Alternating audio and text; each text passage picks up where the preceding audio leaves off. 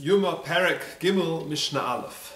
We've now finished the second Perek, which really was some sort of digression to discuss the various lotteries that took place in the Beis Hamikdash. Machlokas, we discussed whether this was all year round or whether it was also on Yom HaKippurim. That was the second Perek. We are now returning to the main theme of our Masechta, i.e. the Avodah on Yom HaKippurim. So the Mishnah says as follows: Omer lohem hamamuna, the administrator would say to them, Tzu'u uru'u im higia zman hashchita. Go out and see if the time for shchita has arrived. So we're now onto the day of Yom HaKippurim itself, and we want to know whether it is morning, whether dawn has broken, because shchita at night time is no good. It's possible. You've got to wait, you've got to be sure that it's morning, it's alois hashachar, before you can do the shchita. So the mamuna would say, Tzu'u uru'u, go and see im higia zman hashchita, whether it's dawn yet. So, first of all, who is this mamuna? There's a machlokas. The Tosfos Yontef brings that it's a machlokas. Rashi and in the Bar Tanura both learn that this mamuna is in fact the skan Kohen Gadol, the deputy Kohen Gadol, and he would always stand on the right of the Kohen Gadol, and he was his deputy, and he was the one who would say, go and see if it's dawn yet. Tosfos and Menachos, however, reject this pshat, and they say that the mamuna here is the same mamuna ala piosos, i.e. he's the same administrator in charge of the lots that we referred to in the previous parak. So it's a machlokas who exactly this mamuna is. Tzu'u, go out and see, im higia zman hashchita. Now the Bar Tanura explains, Tzu'u al mokum gavoya shahoya lehem b'mikdash. There was sort of a designated spot on some roof or some high area where they would go, like a vantage point, where they would be able to go and see if the dawn had broken. So they would say to the mamuna would say, go and have a look over there to the observer and see if dawn has broken.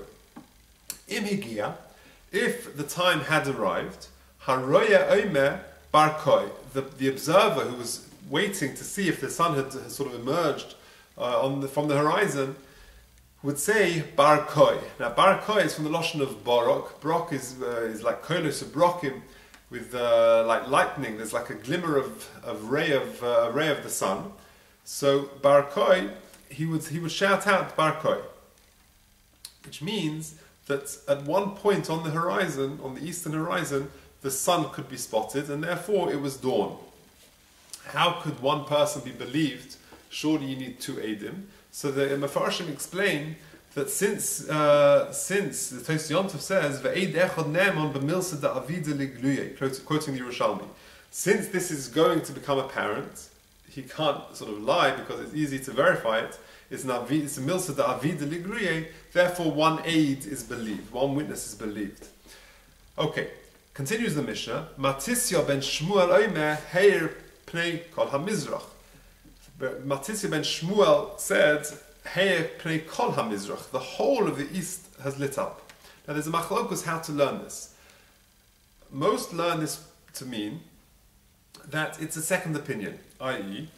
that Matisya ben Shmuel disagrees with the first opinion, and he says that it's not enough to see the light on the eastern side at one point, but rather the whole of the eastern side has to be lit up. Therefore, it's a later point in time. The sun has sort of risen further up on the horizon, and it's later in the morning where the whole of the eastern side has lit up. And that's how some learn. Others learn, the Rashi and Menachos and Tosfos over there, Daf Kuf Amud Aleph, both say that there are not two opinions. Both agree that it's Barkoi means this later time of Heir Pnei Kol HaMizrach, and rather when the person who had seen the dawn said Barkoi, Matasya ben Shmuel, who happened to be the administrator on the Piosos, it's a Mishnah in Shekolim, Parakei, Mishnah Aleph, that he was in charge of the lots, would sort of verify this and would say, really, Heir Pnei Kol HaMizrach has the whole of the east side lit up, Ad Shebechevron, and as far as Chevron. So really, according to the second way of learning, it's the same point in time. The observer would say Barkoi, that it's sort of light, and then Matasya ben Shmuel would verify it by saying, Heir Pnei Kol HaMizrach Ad Shebechevron, is it light? Has the whole of the eastern side lit up Ad Shebechevron, until Chevron, as far as Chevron? So it's machlokes how to learn that. V'hu omer hein. And the observer would respond, yes, it has. And then they would know that it's the Zman Shechita, and then they can proceed and do the Shechita of the Karban. Why Achsheba Chevron? Of all places, why do we need to mention Chevron? So the Mefarshim bring the Yerushalmi, and the Yerushalmi says, Kadei lahazkir zechus avos maskirin Chevron. We want to draw on the zechus avos, and therefore we mention Chevron, where the avos, of course, are buried in Ma'aras HaMachpelah. There's a machlokas whether or not this formula was said only on Yom Kippur, or whether in fact it was said every single day. That's a machlokas. Rashi and the Rambam. Rashi says this was a specific formula for Yom Kippur, and the Rambam in his Pirush to Pirush HaMishnayos and to Tomit Perek Gimel Mishnah Aleph says that it was in fact said every single day. That is the end of Mishnah Aleph.